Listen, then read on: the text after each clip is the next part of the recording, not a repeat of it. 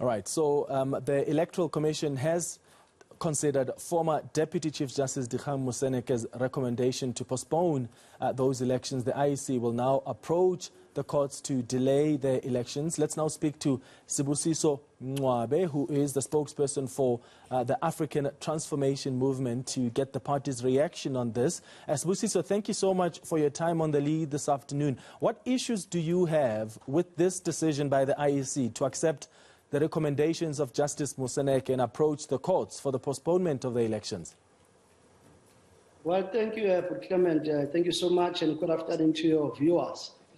Firstly, it has been proven now that this COVID-19 virus can't be predicted. Therefore, it's not possible for someone to say, by this time, everything will be okay, by this time it will be better. That's number one. But number two, the Constitution itself does not allow any adjournment of election.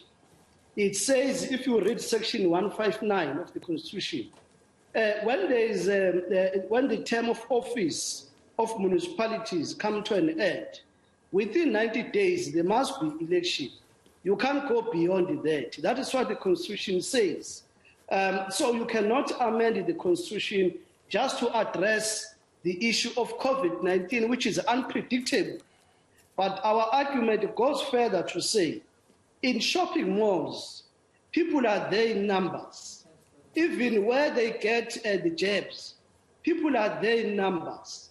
In post offices, when they get their money, they are there in numbers. In the transport sector, whether flights, taxis or buses, people are there in numbers. Now, you cannot try to say, because of this virus, we can't have election. We are opposed to any extension of opportunities of corruption, incompetency, poor service delivery. Let the IEC be ready to handle this situation, and the elections must go on, as far as the ATM is concerned. But the inquiry found that if the elections proceed, there are certain things that won't be reasonably possible, including the face-to-face registration, and you can make arrangements for that.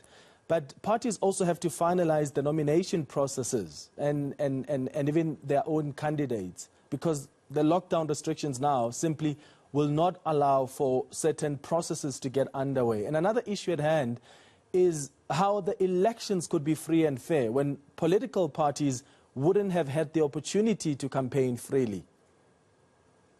Well, Clement, it says to us as politicians and party leaders, it's a high time that we become creative within the area of technology advancement. You cannot continue to use the traditional way of campaigning, even if the conditions globally are changing. It won't be the first country, South Africa, to have election in this era of COVID-19. We saw in America and other countries, these things happen. So we must not be the lazy thinkers as politicians. What needs us as parties, we must address. What needs the IEC, it must be addressed. Remember, the president has told us, the president of the country, a number of times, that the situation is changing. We must learn to live with this thing, because seemingly it's going to be with us for some time. Therefore, we cannot keep on postponing critical issues of governance of the state just to address this very unpredictable virus. But also remember that Sibusiso, has the IEC demonstrated the ability to cope with COVID-19? Has it demonstrated that creativity that you speak about? Because part of the concern has been that have they been able to benchmark, right? Have they been able to benchmark their safety measures against those used by other countries that were able to run elections? Well, Clement, within this era of COVID-19, IEC have held successful by-elections, and there was no high infections out of that process to our people. Therefore, that in its own makes us to believe that IEC is competent to handle this thing within this pandemic era. So let all of us be thinkers. Pardon me. That was at a small scale. I mean, when we're talking local government elections, that's different. Let's accept the challenge as the leaders of the country and those who are in entities like IEC. Let us accept the challenge and think out of the box. We are now in this situation as a country, not only us and other countries as well. Let us see what can we do. We cannot violate our own constitution on the basis of the virus that is unpredictable. Yeah. Once you amend the constitution, to us as ATM, it means Section 25, therefore, of the expropriation of land without compensation should not be a problem. If the Constitutional Court and Parliament and parties will be easily influenced to amend the Constitution to address this issue of election, it means let's also put Section 25 in the same pot and expropriate land in the process. You cannot agree to amend the Constitution in one item, but on a very critical item of the country, the land issue, then we start to have problems and consultation and public consultation. Well, there were consultations now, Sibusiso, with all due respect. I mean, the IEC didn't just wake up and decide, oh, we want the elections to be postponed. If anything, they always thought that they could come up with creative ways to continue with the local government elections, but they hired this independent team of experts, people who understand the law, in Justice Moseneke. He led that inquiry that has now determined that those elections are not going to be free and fair if they are held under this current climate.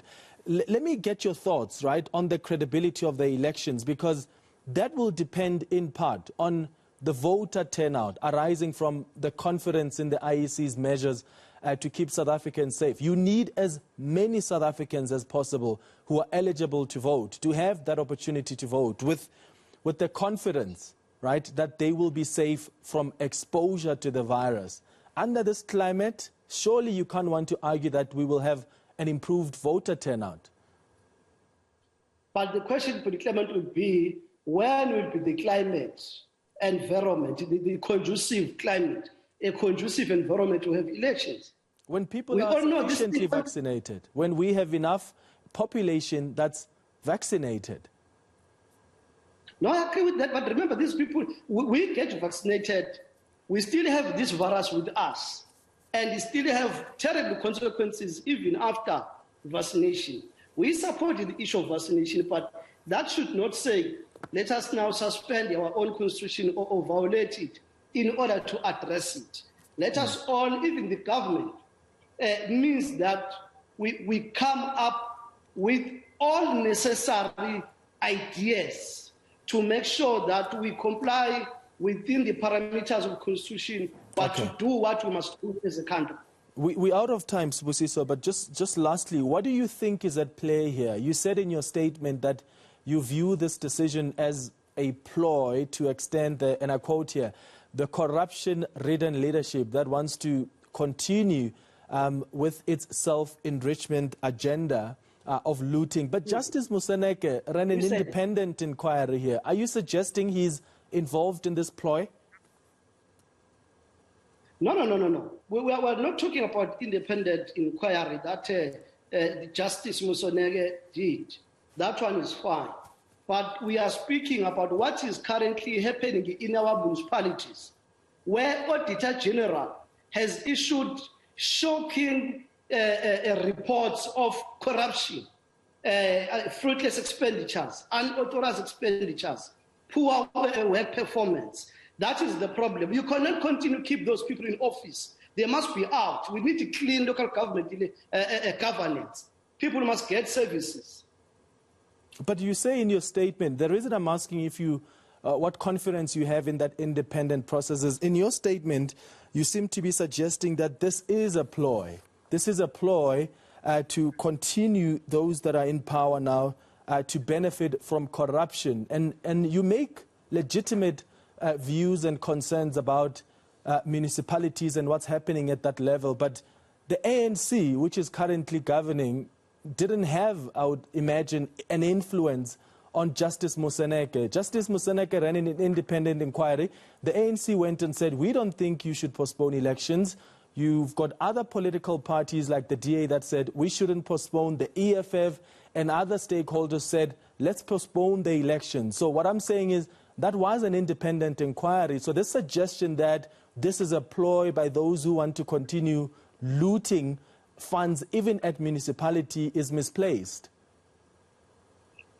Let me address it on this way, your question.